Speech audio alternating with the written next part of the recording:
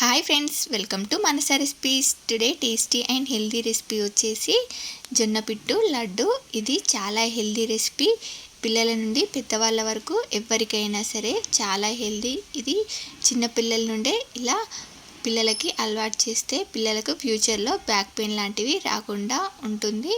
చూడండి, ముఖ్యంగా ఇది మెచ్యూర్ అయిన ఆడపిల్లలకి, అలాగే ఇది ఆడ మగ అని తేడా లేకుండా చిన్న నుండి పెద్దవాళ్ళ వరకు ఎవరికైనా చాలా హెల్దీ రెసిపీ. మరి దీన్ని చేసుకోవడానికి ఇలా 1.5 కప్పు జొన్న పిండి తీసుకొని దీనిలోకి ఇలా కొంచెం కొంచెం వాటర్ని యాడ్ చేసుకుంటూ ఉండలేమి కట్టకుండా ఇలా వేళ్ళతో రబ్ చేసుకుంటూ తడుపుకోవాలి.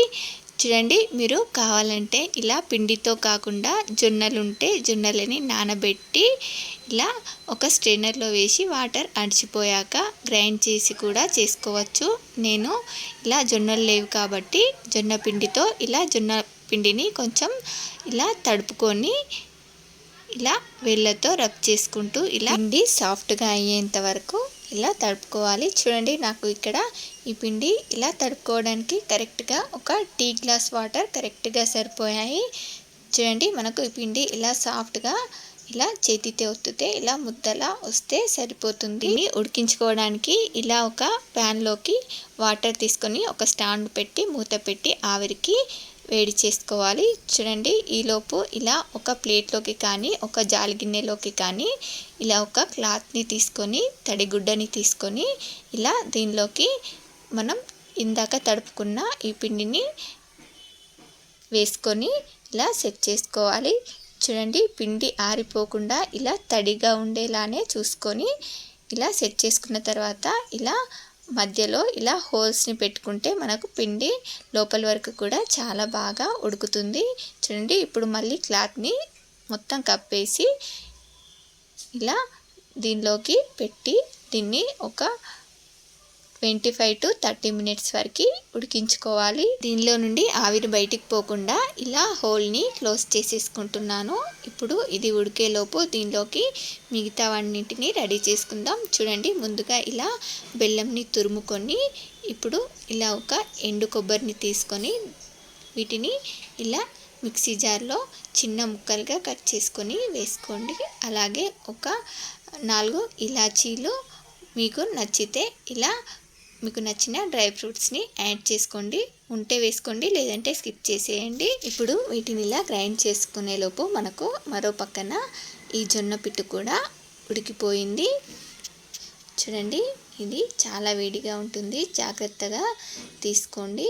చూడండి, దీనిలో ఇలా ఓసారి ఇలా స్పూన్తో ఇలా గుచ్చి చూస్తే మనకు పిండి ఉడికిందో లేదో తెలిసిపోతుంది. చూడండి, మనకు పిండి ఇలా ట్రాన్స్పరెంట్గా ఉడికినట్టు తెలిసిపోతుంది. ఉడకకపోతే మరొక 5 నిమిషాలు ఉడికించుకోండి. చూడండి, నాకైతే ఈ జొన్న పిట్టు ఉడికిపోయింది. దీన్ని ఇలా ఒక ప్లేట్లోకి తీసుకొని ఇది వేడిగా ఉంటుంది, జాగ్రత్తగా వేసుకొని కలుపుకోండి. చూడండి, మనం ఇందాక తురుముకున్న బెల్లం వేసుకోండి. ఇప్పుడు చలికాలం కాబట్టి బెల్లం ఇలా మెత్తగా అయిపోయింది. అలాగే మనం గ్రైండ్ చేసి పెట్టుకున్న ఈ కొబ్బరి డ్రై ఫ్రూట్స్ పౌడర్ని యాడ్ చేసుకొని దీన్నంతా కూడా ఇలా బాగా మిక్స్ చేసుకోవాలి.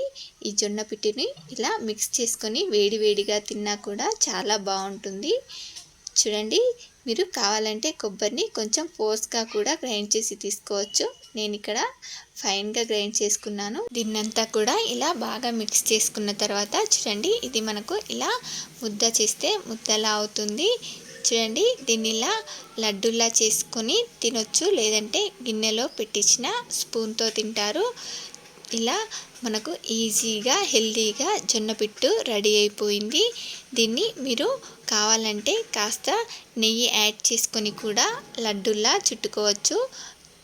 దీనిలో మీకు కావాల్సినంత నెయ్యిని యాడ్ చేసుకొని మనం వీటిని లడ్డూలా చుట్టుకుంటే కూడా ఇవి చాలా టేస్టీగా ఉంటాయి. మనకు ఇలా జొన్న పిట్టు లడ్డు చేసి ఇలా వారానికి ఒక్కసారైనా చేసుకొని తినండి, పిల్లలకు పెట్టండి. ఇలా ఫ్యూచర్లో కూడా పిల్లలకి బ్యాక్ పెయిన్ రాకుండా చాలా హెల్తీగా ఉంటారు. ముఖ్యంగా మెచ్యూర్ అయిన ఆడపిల్లలకు ఇలా తప్పకుండా చేసి పెట్టండి. పిల్లలు ఆ టైంలో కొంచెం వీక్ అయిపోతూ ఉంటారు కదా, ఇలాంటివి చేసి పెడితే పిల్లలు కొంచెం బలంగా ఉంటారు. చూడండి మనకు చాలా హెల్దీగా ఇలా ఈజీగా జొన్న పిట్టు లడ్డు రెడీ అయిపోయింది. మరి మీలో ఎంతమందికి ఈ రెసిపీ నచ్చిందో ఒక లైక్ చేసి కామెంట్ చేయండి. అలాగే మీకు ఈ రెసిపీ కనుక నచ్చినట్లయితే మా ఛానల్ని లైక్ చేయండి, షేర్ చేయండి. మరిన్ని టేస్టీ అండ్ హెల్దీ రెసిపీస్ కోసం మానస రెసిపీస్ ఛానల్ని సబ్స్క్రైబ్ చేసి దాని పక్కనే ఉన్న బెల్ సింబల్ని క్లిక్ చేయండి. Thank you for watching my video.